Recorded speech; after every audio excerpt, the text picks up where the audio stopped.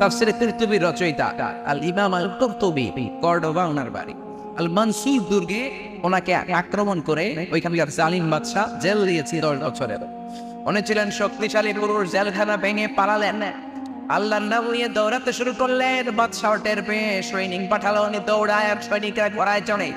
উনি ছিলেন শক্তিশালী মানুষ, ঘোড়ার দৌড়ানোর সামনে উনি আর দৌড়াতে পারলেন না। হঠাৎ একটা পাহাড়ের চিপায় যে আশ্রয় নিলেন। সৈনিকরা ওখানে নেমে ওনারা খুঁজতে আরম্ভ করলেন। উনি সূরা ইয়াসিন তেলাওয়াত করতে আরম্ভ করলেন। ইমাম কুরতুবী বলে, জালিম বাদশার ফানুয়া সৈনিকেরা আমার আশেপাশ দিয়ে ঘুরে, আমি কোথায় আমারে খুঁজে কিন্তু আমার দেখে না। এক সৈনিক বলে আমার পেশাব ধরছে, আরেক সৈনিক কয় তাহলে পেশাব কর। ওই সৈনিক আমার সামনে দাঁড়িয়ে পেশাব করছে, ওই পেশাব আমার কানের মধ্যে পড়তেছে, কিন্তু ওই সৈনিক আমারে চোখে দেখে না। ওই সৈনিকের সামনে পর্দা ফেলে দিয়েছে কে? এই জন্য বিপদে পড়লে একজন ডাকায় তিনি কে? কেউ যেটা পারে না পারে কে? কেউ যেটা দেয় না দেয় কে? কেউ যেটা বোঝে না বোঝে কে? আল্লাহ সব পারে, আল্লাহ সব করতে পারে। এজন্য আল্লাহর কাছে চাইবেন, ইয়াসিন সূরা পড়ে ফু দিবেন, সুস্থ করে দিবে কে? বিপদে ইয়াসিন সূরা পড়লে বিপদ মুক্ত করবে কে? আমরা বিপদে খুব বেশি পেরেশান হয়ে যায়। বিশ্বনবী বিপদে পড়লেই পড়তেন ইন্না লিল্লাহি ওয়া ইন্না ইলাইহি রাজিউন। মুমিন বিপদে পড়লে এটা পড়বে, আর পড়বে লা ইলাহা ইল্লা আনতা সুবহানাকা ইন্নী কুনতু মিনাজ জালিমিন। এই দোয়া পড়লেও আপনারে বাঁচাই দিবে কে? আমগো দেশে এটা ঠাড়া পড়ার দোয়া বলে, বিজলি চমকালে বলে যে ঠাড়া হচ্ছে, এখন এই দোয়া পড়ো। আসলে এটা শুধু বজ্রপাত, থান্ডার আর বিজলি চমকানোর দোয়া নয়। যে কোনো বিপদেই যদি আপনি এটা পড়েন, আপনাকে মুক্ত করে দিবে কে? পাকিস্তানের হানাদার বাহিনীরা আমাদের এই বাংলাদেশের উপর অনেক অত্যাচার করেছে। তারা শুধু হিন্দুদেরকে শুট করতে বেশি, গুলি করতে বেশি, কারণ তারা চাইতো সব মুসলমান হয়ে যায়। জিজ্ঞেস করতো মুসলমান নাই নাকি? হিন্দুরাও টরে কালিমা মুখস্থ করে ফেলেছে। সব হিন্দুরাও কইতো আমরা মুসলিম, আর কালিমা বলে যেত। এক বাঙালি মুসলমানরে ধরছে, ধরে বলে, এই বেটা তুই মুসলমান নাকি হিন্দু? মুসলিম আর হিন্দু। বাঙালি মুসলিম কয় মুসলিম, তাহলে কালিমা বাতাও। কালিমা বল। বাঙালি কয় লা ইলাহা ইল্লা আনতা সুবহানাকা ইন্নী কুনতু মিনাজ জালিমিন। পাকিস্তানি কয় সালে ये तो मुसीबत का কালিমা है। বাঙালি কয় हम तो भी मुसीबत में है। পাকিস্তানি বলে এটা তো মুসিবতের কালিমা। বাঙালি কয় আমি তো মুসিবতে আছি। বন্দুক তিনটা ধইরা আমারে তুমি কালিমা জিজ্ঞেস করো, আমার কি আর দুনিয়ার ঘুষ আছে না? কোন কালিমা করতে যায়, কোন কালিমা কইতাছি আমি নিজেও জানি না।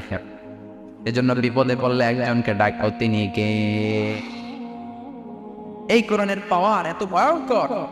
আপনি কোরআন পড়ে ফু দিবেন, শত্রুর চোখকে অন্ধ করে দিবে কে? এই কোরআনকে বিশ্বনবী 23 বছর যাবত রিসিভ করলেন। আমরা আরামসে কোরআন পড়ি, বিশ্বনবী এত আরামসে কোরআন পড়তে পারে তো লাইছি। 23 বছর কোরআনের জন্য আন্দোলন করেছেন। এই কোরআনের জন্য উহুদের ময়দানে দাঁত ভেঙেছে। এই কোরআনের জন্য শিয়া আবি তালেব বিশ্বনবী 3টা বছর জেল কেটেছে। কয় বছর? আমনে কাটছেন কয় বছর? আমি কাটছি কয় বছর? তা আমরা কিসের কোরআনের আন্দোলন করি? আপনি হকের কথা বললে বাতিলের তীর আপনার বুক ঝাঁঝরা করে দিবে, ঠিক কি না? এটাই বাস্তবতা। এত পাওয়ার এই কোরআনের। বিশ্বনবীর উপর যখন কোরআন নাযিল হতো, বিশ্বনবীর চেহারাটা লাল হয়ে যেত। হাত্তা ইখতাবাররা ওয়াজহুহু, চেহারাটা আগুনের গোলার মতো লাল হয়ে যেত। শীতের রাতে বিশ্বনবী ঘেমে একাকার হয়ে যেতেন। মা এসে বর্ণনা করেন, ওয়া ইন্না জাবিনাহু লা ইয়াতাফাসসাদু আরাফান। শীতের রাতে বিশ্বনবী ঘেমে ঘেমে একাকার হয়ে যেত। বিশ্বনবীর মাথা বে, গাল বে, থুতনি বে, চিবুক বে, গামছার নিচের দিকে ঝরতো। সুবহানাল্লাহ। আবার বিশ্বনবী যখন ওটের উপর বসে কোরআন রিসিভ করতেন, বিশ্বনবীর ওট জমিনের মধ্যে বসে যেতেন। কারণ বিশ্বনবীকে আল্লাহ অনেক পাওয়ার দিয়েছে। বিশ্বনবীর এক হাতে জান্নাতি 40 জনের শক্তি ঢুকিয়ে দিয়েছেন কে? কিন্তু কোরআন এত পাওয়ার নাই। কোরআন উপরে বসে থাকা অবস্থায় যখন বিশ্বনবীর কাছে কোরআন নাজিল হতো, কোরআন বসে পড়তো। বিশ্বনবী মাঝে মাঝে সাহাবাদের পায়ের মধ্যে, রানের মধ্যে মাথা রেখে ঘুমিয়ে যেতেন। একদিন বিশ্বনবী তার কলিজার টুকরা সাহাবা যায়েদের পায়ের মধ্যে মাথা রেখে ঘুমালেন। ঘুম থেকে ওঠার পরে পায়ের মধ্যে মাথা রেখে শুয়ে রইলেন। ইন দ্য মিন টাইম সাইয়েদনা জিব্রাইল কোরআনের আয়াত নিয়ে নাজিল করে দিল। সাইয়েদনা যায়েদ বলে, আমার মনে হলো বিশ্বনবীর মাথাটা উহুদ পাহাড়ের চেয়েও বেশি ভারী হয়ে গিয়েছে। 2 ঘন্টা বিশ্বনবী শুয়ে রইলে আমার পায়ে আমার কোনো ব্যথাও নাই, কোনো কষ্টই নাই। কোনো ফিলিংসই নাই, কিন্তু যখনই কোরআনের আয়াত নাযিল হচ্ছে মনে হয় হাত্তা তারুদ্দা ফাখিদি, আমার রানের হাড়টি ফেটে চুরমার হয়ে যায়। এই কোরআনের ভেতরে এত পাওয়ার দিয়েছে কে? ওই কোরআন পড়ার দরকার আছে না নাই? কোরআন দিয়ে দিন শুরু করার দরকার আছে না নাই? একটা সময় ছিল বাংলার জমিনে 68,000 গ্রাম থেকে সকালবেলা কোরআনের সমুদ্র ধ্বনি ভেসে আসতো। এখন ফজরের পরে ইমরাকের স্কুল আছে না নাই? ক্যাডেট স্কুল আছে না নাই? ইংলিশ মিডিয়াম, কিন্ডারগার্টেন পাঠাবেন, শিক্ষানুল আপনি জ্বালাবেন, কিন্তু সবার আগে কোরআন, তারপরে অন্য জ্ঞান। আগে কি, পরে অন্য জ্ঞান। Teach your children the holy Quran, the holy Quran will teach your children everything. আপনি আপনার ছেলেরা কোরআন শিখান, কোরআন আপনার ছেলেরা গোটা বিশ্ব শিখায়। তাই your children can choose any kind of new profession, that's the G. যে কোনো পেশায় যেতে পারে, সমস্যা নেই। আমার মতো আজানি হইতে পারে, আরেকজনের মতো মাদানি হতে পারে, তারপর ইমাম হতে পারে, খতীব হতে পারে। He can be an imam, he can be an azhari, he can be a politician, he can be a pilot, he can be a businessman, he can be the member of parliament. That's not a big issue, but he needs to know how to recite the Quran with tajweed. Say doctor হোক, engineer হোক, কোনো সমস্যা নেই, কিন্তু কোরআন জানা engineer হতে হবে। চিল্লায় বলবেন ঠিক কিনা? নামাজ পড়বে এমন পাইলট হতে হবে যে পাইলট বিমান ল্যান্ডিং করার পরে মসজিদে ঢুকে কপাল কষে কষে সেজদা দিবে একজনকে, তিনি কে?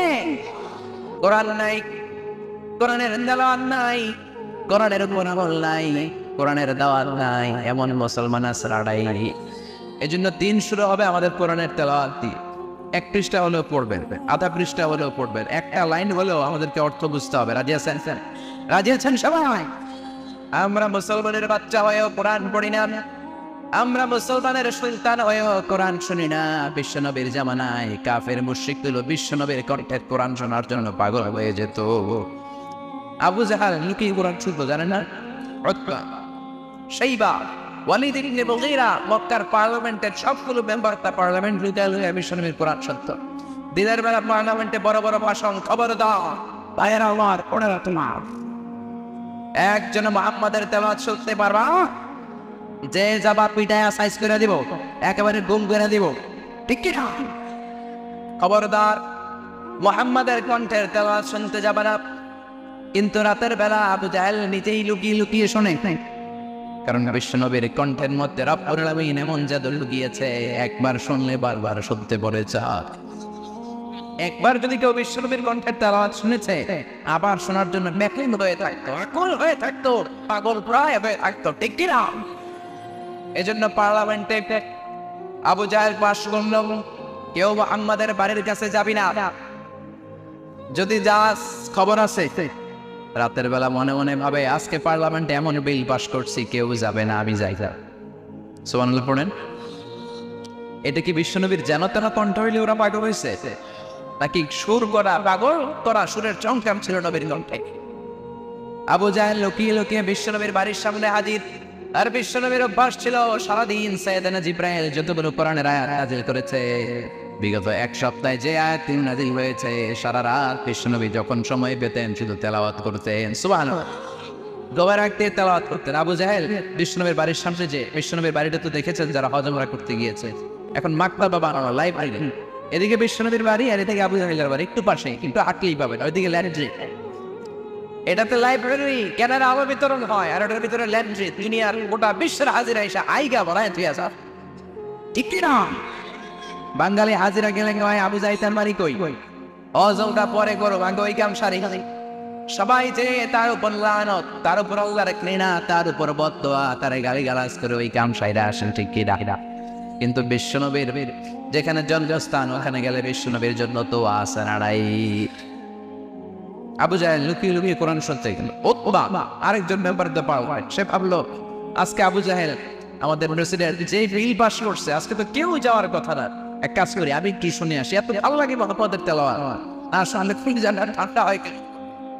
উতবাও গেল আরেক চেপা দিয়ে, শাইবা, ওয়ালিদ ইবনে মুগীরা সবাই গেল বিশ্বনবীর কোরআন তেলাওয়াত শের। বিশ্বনবী খবরের প্রস্তুতি যখন নিবেন, সব তোলা দিছে দৌড়।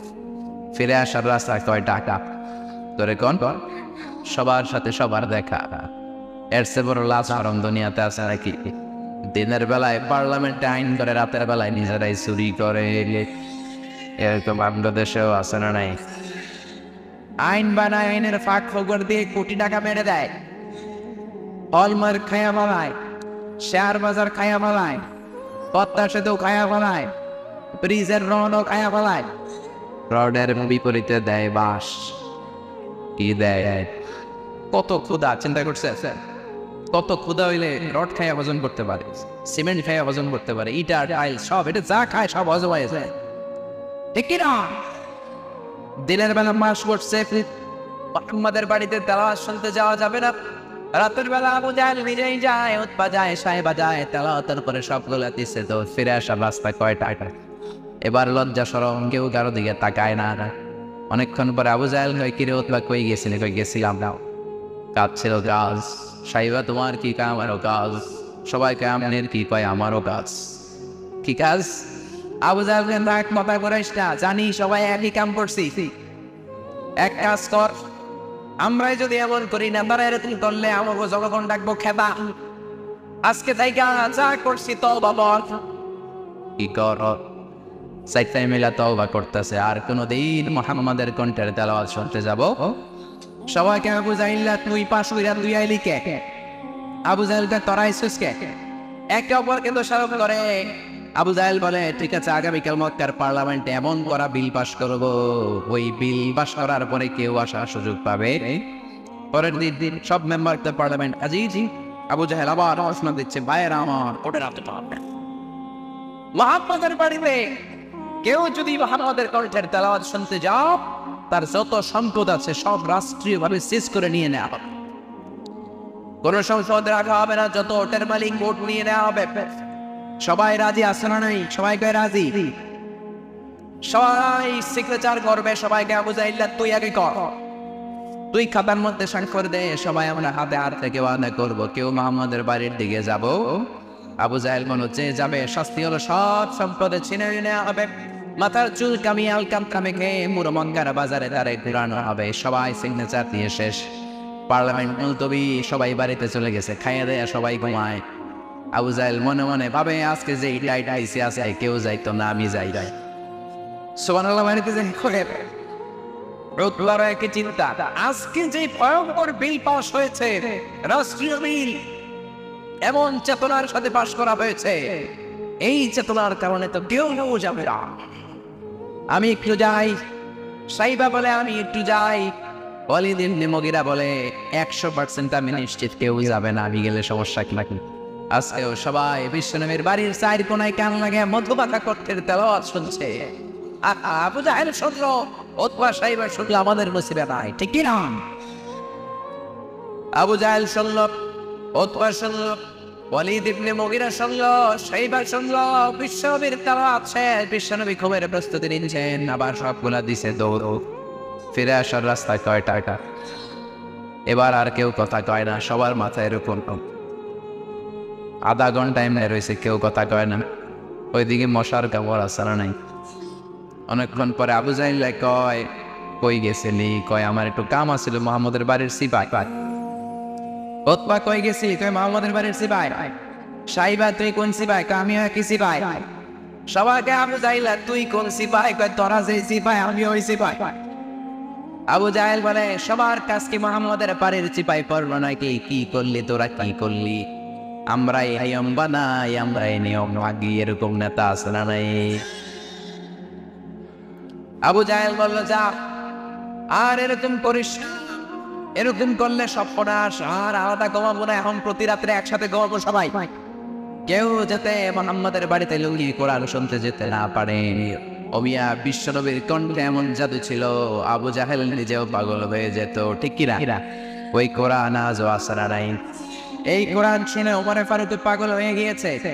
বিশ্বনবী মনবার কাবার সাথে তেলাওয়াত করছে, সাইয়েদনা ওমরে ফারুক বিশ্বনবীর কণ্ঠে তেলাওয়াত শুনে অবাক, ঘিরে আমি সেটা তো কণ্ঠ, আর এত চমৎকার কথা, মুহাম্মদ তো এলাকার মানুষ, এই কথাগুলো পেল কোথায়? নিশ্চয়ই মুহাম্মদ কবিতা লেখে, নিজের বানানো কবিতা। বিশ্বনবী তেলাওয়াত করছেন, মা হুয়া বিকাউলি শাইরিন কলিলাম মা তুমিন, তেলাওয়াত করে যাচ্ছে। আয়াতের অর্থ হলো এটা কোনো কবিতার, কবির কোনো কথা নয়, অল্প সংখ্যকই তোমরা ঈমান। এটা শুনে তো ওমর ফারুক অবাক। আমি মনে মনে ভাবলাম এটা মনে হয় কবিতা। মুহাম্মদ তার তেলাওয়াতের মধ্যে দিয়ে বলছে এটা কবিতা নয়, তাহলে মুহাম্মদ আমার অন্তরে কি চলতেছে এটাও জানে। তাহলে মুহাম্মদ গণকের আরবি কাহেন, গণকের আরবি কি? বিশ্বনবী তো ওইদিকে তাকায় না, বিশ্বনবী তেলাওয়াত করে যাচ্ছেন আল্লাহু বিকাউলি কাহিনিন কলিলাম মা তাযাক্কারুন। এর অর্থ হলো এটা কোনো গণকের কথা নয়, অল্প সংখ্যকই তোমরা উপদেশ গ্রহণ করো। ওমর আর তোর জোগাড় করতে পারে কিরে, ভাবলাম কবিতা। মুহাম্মদ তেলাওয়াত দিয়ে জবাব দেয় কবিতা নয়। ভাবলাম মুহাম্মদ মনের খবর জানে, সে গণক। মুহাম্মদ কোরআনের আয়াত দিয়ে জবাব দেয় এটা কোনো গণকের কথা নয়, তাহলে এটা কার বাণী? বিশ্বনবী বললেন তানজিলুম মির রাব্বিল আলামিন, এটা গোটা বিশ্ব যিনি সৃষ্টি করেছেন ওই আল্লাহর বাণী। ঠিক কি না? এই কোরআনটা কার বাণী? আর জোরে বলেন। ওমরের হৃদয়ে ধাক্কা লাগলো। সূরাতুল হাক্কা দিয়ে আল্লাহ দিলেন এক ধাক্কা। তারপরে মক্কায় ঘোষণা দেওয়া হলো মুহাম্মদের কল্লা কেটে আনলে 100 উট, কত উট? ওমর ফারুক তলোয়ার নিয়ে বিশ্বনবীর কল্লা কাটতে যাবে। বনু সাহারা গোত্রের এক লোক বলল মুহাম্মদের কল্লা পরে কাটো, তোমার কলিজার টুকরা বোন ফাতেমা সেই তো কালিমা পড়ে মুসলমান হয়েছে। অ্যাবাউট দ্যাট বাড়িতে চলে গেল, যে দেখে খুবাইব নামক সাহাবী ওমরের বোন ফাতেমা বোন জামাই সাঈদ থেকে সূরা তাহা পড়ায়। ওমরের আওয়াজ পেয়ে খুবাইব খাটের ভেতরে ঢুকে ফেলেছে, যে দেখে বোন আর বোনের জামাই কোরআন পড়ে। কি পরস, কথা কয় না, দিল বোনের থাপ্পড়, বোনের জামাইকে থাপ্পড় মারতে মারতে রক্তাক্ত করার পর সাইয়েদনা ওমর কলিজার টুকরা বোন ফাতেমারে বড্ড বেশি ভালোবাসতো। রক্ত দেখে ওমরের কলিজাটা ঠান্ডা হয়ে যায়। ওমর বলে কি আছে এই কোরআনে, কি আছে? তোরা সবাই এরকম পাগল বলি কেন? কি এনেছে নতুন করে মুহাম্মদ? মক্কার সব লোকগুলো কালিমা পড়ে কেন? কি আছে তোদের কিতাবে আমার হাতে দে। বোন বলে ইন্নাকা নাজিস, তুমি অপবিত্র, অজু করে আসো। অজু ছাড়া গোসল ছাড়া কোরআনের আয়াতকে স্পর্শ করা যাবে? সাইয়েদনা ওমর অজু করে আসলেন। সাইয়েদনা ওমর চমৎকার করে আরবি পড়তে জানতেন। সূরা তাহার আয়াতগুলো দেওয়ার পরে সাইয়েদনা ওমর পড়তে লাগলেন, চিন্তা করতে লাগলেন তাহা মা আনজালনা আলাইকাল কুরআনা লিতাশকা ইল্লা তাযাকিরাতান লিমান ইয়াখশা তানজিলাম মিম্মান খালাকাল আরদা ওয়াস সামাওয়াতিল উলা। আল্লাহ! সাইয়েদনা ওমর পড়ে অবাক হয়ে যায়। কি চমৎকার কণ্ঠ, কি চমৎকার ভাবে উনি বলতেন। ফাতেমা অবাক হয়ে যায়, চমৎকার আরবির অর্থ বুঝতেন। যখন কোরআন পড়তে লাগলেন নরম নরম করে দিল কে। এবার আর সহ্য করতে পারে না। ফাতেমারে বলল, ও ফাতেমা, বিশ্বনবী কই থাকে? বললেন উনি আরকাম ইবনে আবি দারিল আরকামের ঘরে সাফা পাহাড়ের মধ্যদেশে মানুষকে কোরআন শিখায়। তলোয়ার নিয়ে চলে গেল। বিশ্বনবীর চাচা হামজা দেখে বলল, ও মুহাম্মদ, তোমারে মারার জন্য বাক্কার বীর পুরুষ ওমরে ফারুক তলোয়ার নিয়ে এসেছে, তুমি পালিয়ে যাও। বিশ্বনবী বললেন, আমি পালাবো না। আমি গত 1 সপ্তাহ ধরে আল্লাহর কাছে দোয়া করে যাচ্ছি, মক্কার 2 জন লোক আবু জাহেল অথবা ওমর, এই 2 জনের একজনকে আল্লাহ তুমি ইসলামের ছায়া তলে ঢুকাইয়া দাও। সবাই সরো, ওমরকে আসতে দাও। আমার মনে হয় তাহাজ্জুদের নামাজ পড়ে আমি যেই দোয়া করেছি আজকে ওই দোয়াটা কবুল হতে চলেছে। সাইয়েদনা ওমর ফারুক আসলেন, তলোয়ারটা দিয়ে একটা জমিনা সার দিয়ে বললেন, আশহাদু আন্নাকা রাসূলুল্লাহ, আশহাদু আল্লা ইলাহা ইল্লাল্লাহ ওয়া আন্নাকা মুহাম্মাদুর রাসূলুল্লাহ। আমি সাক্ষ্য দিলাম আল্লাহ ছাড়া কোনো ইলাহা নাই, আপনি মুহাম্মদ আল্লাহর রাসূল। এই কোরআনের বাণী যার কলিজার মধ্যে লাগে তার কলিজাটারে ঠান্ডা করে দেয় কে? জোরে বলেন। এজন্য এই কোরআন দিয়ে সমাজ সাজাতে রাজি আছেন না নাই? জিমাই পড়ছেন আপনারা? জেগে আছেন? তাকবীর দেন, লিল্লাহি তাকবীর। এই কোরআন দিয়ে সমাজ সাজাতে হবে, ঠিক কি না? এই কোরআন দিয়ে যদি জীবন না সাজান জীবনটা সুন্দর হবে না। এই কোরআন দিয়ে ফ্যামিলি না সাজালে ফ্যামিলিটা জান্নাতি ফ্যামিলি হবে না। এই কোরআন দিয়ে সমাজ না চালালে সমাজ সুন্দর হবে না। এই কোরআনের আইন সমাজে বাস্তবায়ন না হলে পুলিশ মিডিয়া দিয়ে সমাজ থেকে অনলাইন দূর করা যাবে না। চিল্লা এখন, ঠিক কিনা? দুর্নীতি দমন কমিশন দিয়ে কিচ্ছু করা যাবে না। আমি এটার নাম দিয়েছি ল্যাংড়া দুদক। কি দুদক? যেই দুর্নীতি দমন কমিশন দুর্নীতি খুঁজে বেড়াবে, ওই দুর্নীতি দমন কমিশনের ভিতরেও দুর্নীতি আছে না নাই? আছে না নাই? এই জন্য কোরআন দিয়ে সমাজটা সাজাতে হবে। এই কোরআন দিয়ে যদি সমাজকে সাজানো যায়, ওই সমাজে আর ইমপ্লিজিং থাকবে না। 31st নাইটে কেউ মেয়ের অন্য ধরে টান দিবে না, খাদ্যে ভেজাল দিবে না, মাছে ফরমালিন দিবে না, ওজনে কম দিবে না, টেন্ডারবাজি করবে না, চাঁদাবাজি করবে না, অন্যায় ভাবে জুলুম অত্যাচার করে কাউকে শেষ জরিমানা দেওয়া হবে না। চিল্লায় এখন ঠিক কিনা? এজন্য কোরআনটা হলো আপনার জীবনের সমাধান। জীবনের সব অঙ্গনে যদি কোরআনকে আপনি ফিট করে দেন, সব ধরনের সমস্যার সমাধান করে দিবে কে? সমাধান চাও যদি জীবনে মরণে ফিরে যাও, খুঁজে নাও চোখ রাখো কোরআনে। If you want a solution this দুনিয়া and আখিরাত, go back and look to the holy Quran. আল্লাহু আকবার পড়েন। এই জন্য জীবনের জন্য সমাধান এই কোরআনের ভেতরে আছে না নেই? এই কোরআন পৃথিবীর সবচাইতে দামি কিতাব, সবচাইতে পর্যালোচিত কিতাব। পৃথিবীতে যেই বইটা সবচেয়ে বেশি ছাপানো হয়েছে বইটার নাম কি? যেই বইটা সবচেয়ে বেশি বিতরণ হয় বইটার নাম কি? যেই বইটা সব সময় পড়া হয় বইটার নাম কি? পৃথিবীতে এমন কোনো সিঙ্গেল সেকেন্ড নাই যেই সেকেন্ডে আল্লাহর কোরআনের তেলাওয়াত হয় না। চিল্লা এখন ঠিক কিনা? প্রতি সেকেন্ডে কোরআনের তেলাওয়াত গোটা বিশ্বব্যাপী আছে না নেই? এই পৃথিবীতে প্রিন্টেড কোরআন, ছাপা কোরআনের সংখ্যা অলমোস্ট 3 বিলিয়ন, 300 কোটিরও বেশি। পৃথিবীতে 600 কোটি মানুষ, আর কোরআন, ছাপা কোরআনের 300 কোটিটা আছে।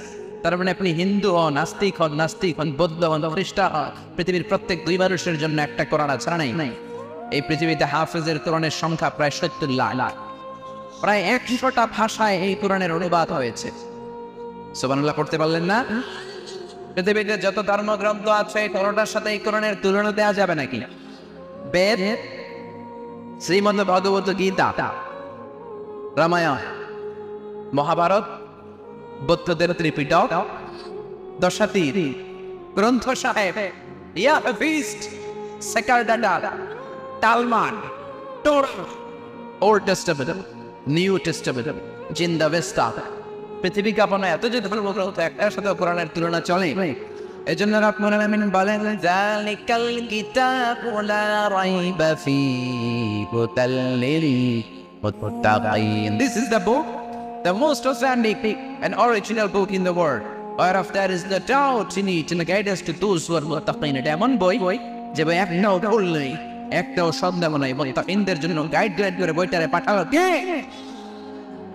আবার রাব্বুল আলামিন বলেন, কিতাবুন আনজালনাহু ইলাইকা লিতুখরিজান নাসা মিনাল যুলুমাতি ইলান নূর। Muhammad, I reveal this holy and sacred book unto you in order to lead the mankind out of darkness into the light. ও নবী, কেন পড়ালেন? যারা নাকি সরসর অন্ধকারচ্ছন্ন মানুষগুলোকে হেদায়েতের পথে নিতে, জাহান্নামী গুলারে জান্নাতি বানাতে, রাম আর বামপন্থী গুলারে ডানপন্থী বানাতে। জোরে গন ঠিক কি? কোরআন বললে আপনার ডানপন্থী বানায় দিবে কে? এই কোরআন পড়া, এই কোরআন মানে সহজ না কঠিন? সহজ করে দিয়েছে কে? ওয়ালাকাদ ইয়াসসারনাল কুরআনা লিযিকরি ফাহাল মিন মুদ্দাকির। এই কোরআন পড়া, এই কোরআন বোঝা, এই কোরআন মুখস্থ করাকে আমি আল্লাহ সহজ করে দিলাম। কে কে আছো কোরআন পড়বা? কার কথা? I have made this holy Quran very easy for you to read, to understand and to memorize in your heart. কোরআন পড়বা সোজা, বুঝবা সোজা, মুখস্থ করবা তাও সোজা। কোরআন মুখস্থ করা যদি সোজা না হয় তাহলে হাফেজ হতে পারতাম? কথা বলেন। বিশ্ববিজয়ী হাফেজ বাংলার জমিনে আছে না নাই? হাফেজ তরি, হাফেজ জাকারিয়া, হাফেজ নাজমুস সাকিব, হাফেজ ফজলুর রহমান আদনান, আছে না নাই? আছে না নাই? এই নাজমুস সাকিব গোটা বিশ্বকাপ, তরিকুল ইসলাম গোটা বিশ্বকাপ। চিল্লায় কোন ঠিক কিনা? আমাদের ক্রিকেটাররা যখন ক্রিকেট খেলায় ইন্ডিয়ার পান্নাওয়াশ করে, কি হয় তখন সবাই কয় খুশি, প্রধানমন্ত্রী বেজায় খুশি। এদেশে 16 কোটি মানুষের প্রধানমন্ত্রী, সবচেয়ে ক্ষমতাধর নারী প্রধানমন্ত্রী আর চলে যায়। সাকিব আল হাসান, মাশরাফি বিন মুর্তজাকে ওয়েলকাম জানানোর জন্য রেড কার্পেট রিসেপশন, লাল গালিচার সংবর্ধনা, ঠিক কিনা? আর কোটি কোটি টাকা বাড়ি গাড়ি তো আসে না নাই। তো মাননীয় প্রধানমন্ত্রী আপনি ওনাদের জন্য রেড কার্পেট রিসেপশন দিলেন। আমাদের নাজমুস সাকিব, সেও তো গোটা বিশ্বে বাংলাদেশের নামকে উজ্জ্বল করেছে, কি করে নাই? ক্রিকেটাররা যেমনি করে নাজমুস সাকিবরাও করেছে, কিন্তু তাদের বেলায় লাল কার্পেট রিসেপশন না হোক, আপনাদের একটা লাল গোলাপ হাতে দিতে পারে তাই আর বলতে পারতেন শাবাশ নাজমুস সাকিব, তোর মতো হাফেজ আমার ঘরে ঘরে চাই। ঠিক কিনা? যে ঘরে হাফিজদেরকে, যে দেশে হাফিজদেরকে সম্মান দেখানো হয় না, রাষ্ট্রীয় পৃষ্ঠপোষকতা দেখানো হয় না, গণভবন নিয়ে সংবর্ধনা দেওয়া হয় না, ওই দেশে আর হাফিজ জন্মায় না। যে দেশে আলেমদের কদর নাই, ওই দেশে একদিন আলেম শূন্য হয়ে যাবে। ওই দেশে থাকবে বড় বড় ডাকা, বড় বড় ডন 1 2 3 সব থাকবে। ঠিক কিনা? ঠিক কিনা? ঠিক কিনা? এজন্য কোরআন পড়েন, কোরআন বোঝেন, ফ্যামিলিটারে বরকতময় করে দিবে কে? আপনি চাইলেই কি কোরআনের আওয়াজকে বন্ধ করতে পারবেন? অনেকেই কোরআনের আওয়াজকে থামায় দিতে চায়, আসে না নেই? বিভিন্ন জায়গায় মাহফিল বন্ধ হয়ে যায়, আসে না নেই? এক জায়গায় মাহফিল যদি বন্ধ হয় দেখবেন আরো 10 জায়গায় নতুন মাহফিল, আছে না নেই? এক হাফেজকে থামাই দিলে আরো হাফেজ, আছে না নেই? এক মুফাসসিরকে আটকায় রাখলে আরো মুফাসসির, আছে না নেই? এক মুফাসসিরকে আটকায় লক্ষ মুফাসসির ঘরে ঘরে চিল্লায় করে। ঠিক কিনা? আপনি যদি চান আপনার মুখের আওয়াজ দিয়ে, ফু দিয়ে কোরআনকে নিভাইয়া দেওয়া যাবে, আল্লাহ বলে খবরদার, ওয়াল্লাহু মুতিম্মু নূরিহি ওয়ালাউ কারিহাল কাফিরুন, আমি আল্লাহ কোরআনের আলোকে আজীবন চালিয়েই দেব। ঠিক কিনা? ব্রিটিশরা চেয়েছিল 200 বছর পরাধীনতার চিনচিত পড়িয়েও ঠান্ডা হয়, তারপর চেয়েছেন ভারতবর্ষ থেকে কি করে কোরআন দূর করা যায়। রিপোর্ট চাইল, 11 সদস্যের কমিটি বানালো, তোমরা দেখো কিভাবে ভারতবর্ষ থেকে কোরআন দূর করা যায়। তারা রিপোর্ট দিল, if you want to destroy the valuable Quran from Indian subcontinent, you have to make fire on all the scriptures. কোরআনের সবগুলো কপিতে আগুন ধরায় দাও, তাহলে কোরআন দূর হয়ে যাবে। এই রিপোর্টটা সঠিক কিনা দেখার জন্য ব্রিটিশরা ইংল্যান্ড থেকে আরো 33 সদস্যের কমিটি পাঠালো। তারা রিসার্চ করে দেখেননি কখনোই না যে প্রিভিয়াস রিপোর্ট ওয়াজ অ্যাবসলিউটলি রং।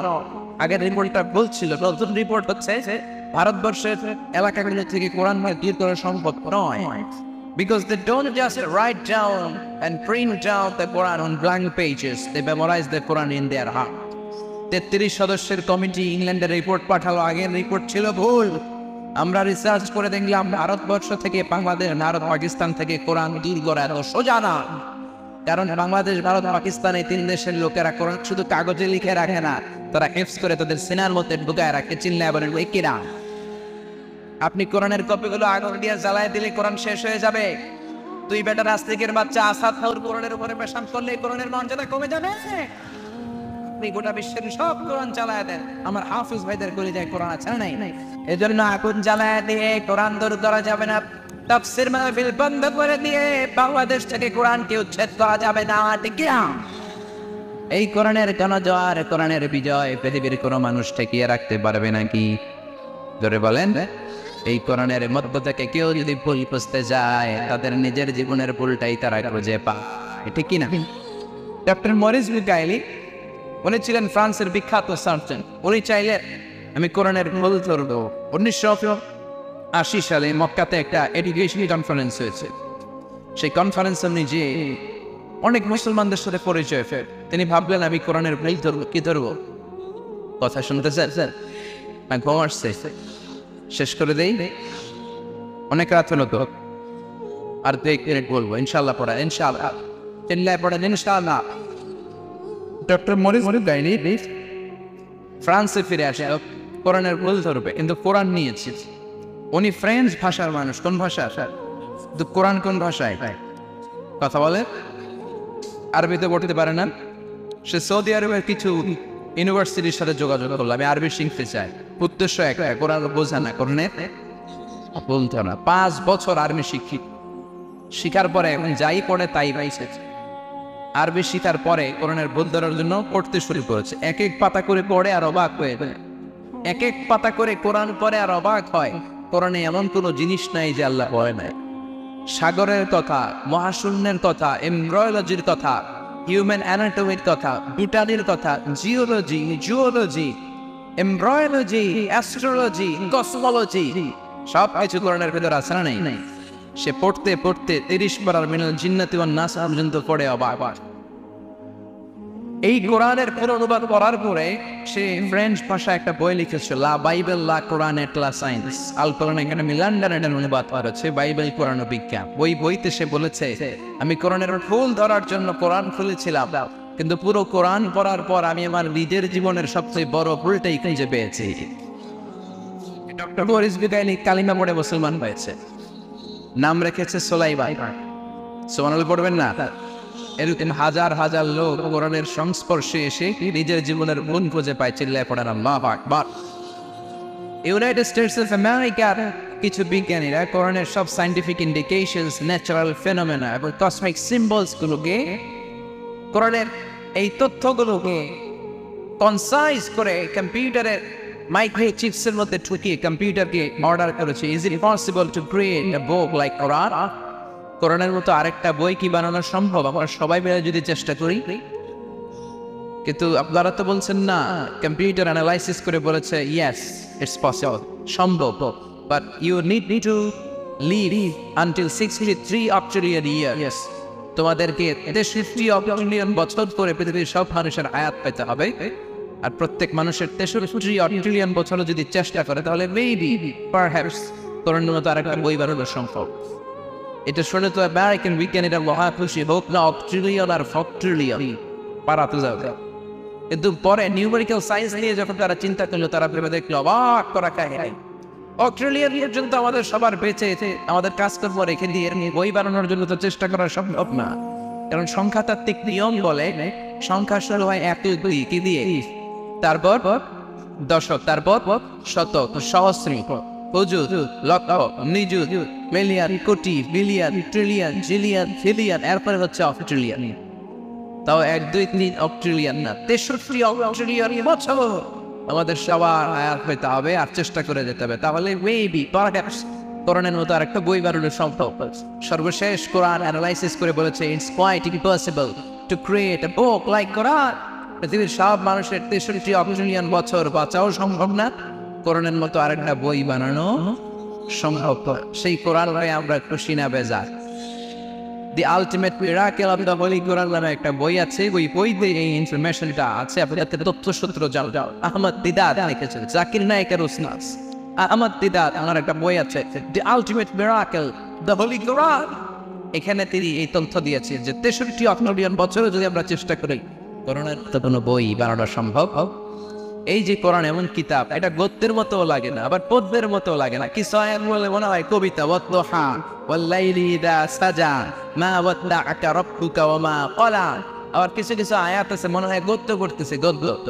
কোন আয়াত গদ্য, কোন আয়াত পদ্য। আসলে এটা গদ্য না, এটা পদ্য না, এটা গদ্য পদ্যের মিশ্রণে অবিস্মরণীয় কিতাব, চিল্লাই করে ঠিক কিনা? পৃথিবীর সব কিছু আপনার বারবার পড়তে ভালো লাগে না। একটা গান যদি আপনি 10 বার শুনেন ভাল লাগবে, 20 বার শুনলেও ভাল লাগতে পারে, 30 বার শুনলে আর ভাল লাগবে নাকি? আপনি যদি প্রতিদিন সকালবেলায় বাজাইতে শুরু করেন ও শেফালি কেন বানে জর্দা মিশালি, তোকে দেখে এই যে আমি রিমিক্সটা দিই, এটা আজকে আপনি শুনেছেন, বিকালে শুনেছেন, কালকে 20 25 30 দিন শোনার পর আর ভালো লাগবে? 2 মাস পরেও যদি কেউ ওটা লাগায় কি করবে? আর একটা লাগাবে না, ঠিক কিনা? ভাল লাগে। কিন্তু কোরআন বছরের পর বছর আমরা পড়ি, একবারও বিরক্তি আসে নাকি? প্রতিদিন যারা 5 ওয়াক্ত নামাজ পড়েন কমপক্ষে 40 বার সূরা ফাতিহা পড়া লাগে, চিল্লাইগণ কয়বার?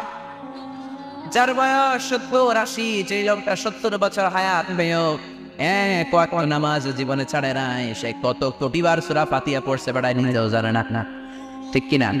তারপরেও কোনোদিন কি আপনাদের মনে হয়েছে এতবার প্রত্যেক রাকাতে সূরা ফাতিহা দিয়ে শুরু করি কেমন পুরান লাগে? হ্যাঁ, বুঝে গেছে? পুরান লাগে। সুন্দর আজীবন পড়ার পরেও বিরক্তি আসে না। সুবহানাল্লাহ। পৃথিবীতে অনেক ধর্মগ্রন্থ আছে, ধর্মগ্রন্থের একটা কম্বিনেশন হয়েছে ইউনাইটেড স্টেটস অফ আমেরিকা। তারা গোটা বিশ্বব্যাপী পৃথিবীর যত ধর্মগ্রন্থ আছে সব ধর্মগ্রন্থের আবৃত্তি করার জন্য প্রতিযোগিতার আয়োজন করেছে। In order to judge which recitation is the best in the world, পৃথিবীর কোন ধর্মগ্রন্থের আবৃত্তি বা তেলাওয়াত সুন্দর, সেখানে আবৃত্তি করার জন্য গিয়েছে শ্রীমদ্ ভগবত গীতা, বেদ, রামায়ণ, মহাভারত, সবাই গিয়েছে। বিশাল বড় কনফারেন্স রুম, এখানে বিচারকের দিকে দুইটা apartment, green button, red button. প্রত্যেক ধর্মের লোকদের জন্য 10 মিনিট করে আবৃত্তি করার সময়, তাদের ধর্মগ্রন্থ। কয় মিনিট? কথা কয় 10 মিনিট। এখানে গ্রিন বাটন, এখানে রেড বাটন। গ্রিন বাটনে চাপলেই আবৃত্তি শুরু, রেড বাটনে চাপলেই 10 মিনিট শেষ, আবৃত্তিও শেষ। সবাই এসেছে, সবাই গিয়েছে। কনফুসিয়াসের পাণ্ডুলিপি নিয়ে চীন থেকে গিয়েছে। অনির্বাণ শিখা যারা আগুন দেখলে নমস্তকার, জরাথুষ্টের মুরিদেরা, তারাও তাদের পাণ্ডুলিপি নিয়ে গিয়েছে। মুসলমানদের মধ্যে থেকেও একজন গিয়েছে, নাম আব্দুল বাসিত ইবনে আব্দুস সামাদ, মিশরের কারি। তেলাওয়াত শুনছেন? এই কম্পিটিশনে প্রতিযোগিতার জন্য সবাই বসেছে, বিচারক ডাকতে শুরু করেছে। Now the representative of Shrimad Bhagavad Gita will recite the holy Bhagavad Gita for 10 minutes. 10 মিনিটের জন্য শ্রীমদ্ ভগবত গীতার আবৃত্তিকারক আপনি আসেন। আপনাদের ধর্মগ্রন্থ খুলে আপনি 10 মিনিট পড়েন, আবৃত্তি করেন, তেলাওয়াত করেন। সুবহানাল্লাহ কইবেন না? আসছে, আইসাই শুরু করছে, ও নমো ভগবতী বাসুদেবায়। তাদের ভগবতী শুরু করেছে। 10 মিনিট তেলাওয়াত শেষ, রেড বাটন চেপেছে, শ্রীমদ্ ভগবত গীতা আবৃত্তিকারী নেমে চেয়ারে বসেছে। এরপরে ডেকেছে বেদ, রামায়ণ আসছে। তারপরে ডেকেছে পিটাক, বিনয় পিটাক, শাম পিটাক, কবিতা রূপে পিটাক, সব আলো নিয়ে আসছে। তারা পরে শুরু করছে, ও শান্তি, বুদ্ধাং শরণং গচ্ছামি, ধম্মাং শরণং গচ্ছামি, নির্বাণং পরমং সুখং, নির্বাণং পরম শান্তি, ওম শান্তি। টেলিভিশনে দেখবেন সাদা চাদর পরে মাথায় চললেই ওম শান্তি, ওম শান্তি। আর রোহিঙ্গা ভাইদের এই পিড়াই আঁকায় তোমরা চলে যাও, আমরা এখানে শান্তিতে থাকি না।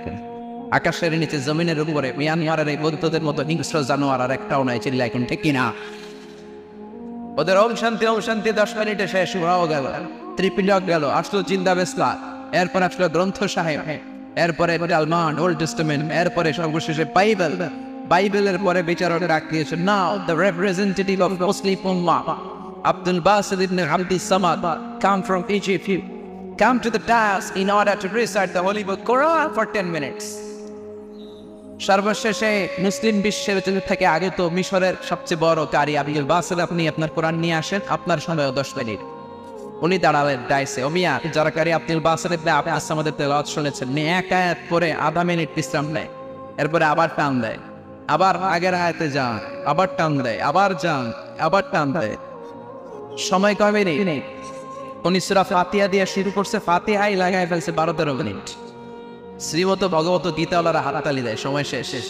কিন্তু কি আজীব তামাশা, বিচারক তো লাল বাতি চাপে না। আব্দুল বাসিত যখন দেখলেন পুরো অডিটোরিয়াম আমার কন্ট্রোলে, উনি কোরআনের সবচেয়ে সুরেলা সূরা আর রহমান তেলাওয়াত শুরু করে দিলেন। 15 মিনিট হয়ে যায়, বিচারক লাল বাতি চাপে না। বুঝ নাই, চাপতে 20 মিনিট হয়ে যায়, চাপে না। 25 মিনিট হয়ে যায়, চাপে না। 30 মিনিট হয়ে যায়, বিচারক লাল বাতি চাপে না।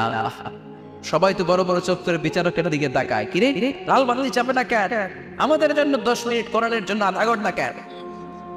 অর্গানাইজিং কমিটি যারা আয়োজক, তারা চেয়ার ইশারে উপরে বিচারকের কাছে এসে বিচারকের ধাক্কা মেরেছে। এই man, what are you doing? What's the wrong with you? Why aren't you pressing the red button? লাল বাতি চাপো না কেন? ধাক্কা খেয়ে সে ঘুষ ফিরে পেয়েছে, তাই তো? লাল বাতি চাপি না কেন? কি হয়েছে আমার?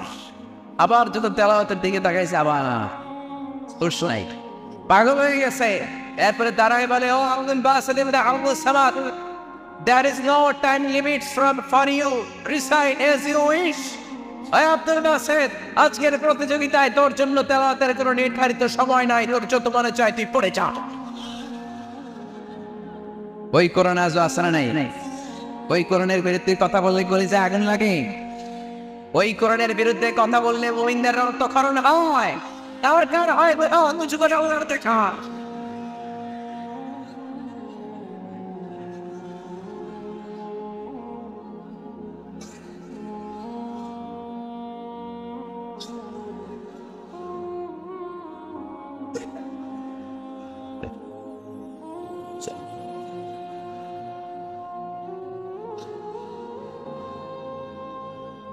আজ সেই আজ সেই কোরআন আছে, হাদিস আছে, সেই ঈমান আর মানুষ নেই। সেই আলী হায়দারে ওসমান নেই, ঠিক না? কোরআনের বাণী আছে আগের মতোই, আজানের ধ্বনি আছে আগের মতোই, বেলালের সেই রোগনে, বেলালের সেই রোগনে। আজ সেই কোরআন আছে, হাদিস আছে, সেই ঈমান আর মানুষ নেই। সেই আলী হায়দারে ওসমান নেই, ঠিক না? আজ সেই কোরআন আছে, যেই কোরআনের তেলাওয়াত শুনে ইন্টারন্যাশনাল কম্পিটিশনের বিচারক হয়ে গিয়েছে। 30 মিনিট পড়ার পরে বলে, আব্দুল বাসেত তোর জন্য সময় নাই, তোর যত মন চাই পড়। যেহেতু ইন্টারন্যাশনাল বিচারক, তার বিরুদ্ধে মামলা হয়েছে 3টা। কয়টা? আন্তর্জাতিক আদালত সুইজারল্যান্ডের থেকে এই বিচারককে নিয়ে যাওয়া হলো। মাননীয় আদালত বলছে, তুমি কেন তুমি বইয়ের তেলাওয়াতকারীদের মধ্যে পার্সিয়ালিটি করলা কেন? শ্রীমদ ভগবতের 10 মিনিট পরে 10 মিনিট 10 মিনিট কোরআনে 30 মিনিট দিলা কেন? বিচারক কয়, মাননীয় আদালত, আমার কিছু প্রশ্ন আছে। I have some question to you. কি প্রশ্ন? সে বলে, যখন আমি শ্রীমদ ভগবত গীতাকে ডাক দিলাম, আমার হুঁশ আছে, আমার সময়ের জ্ঞান আছে, আমার নার্ভাস সিস্টেম তখনও কাজ করছে, আমি কোথায় আছি আমি জানি না।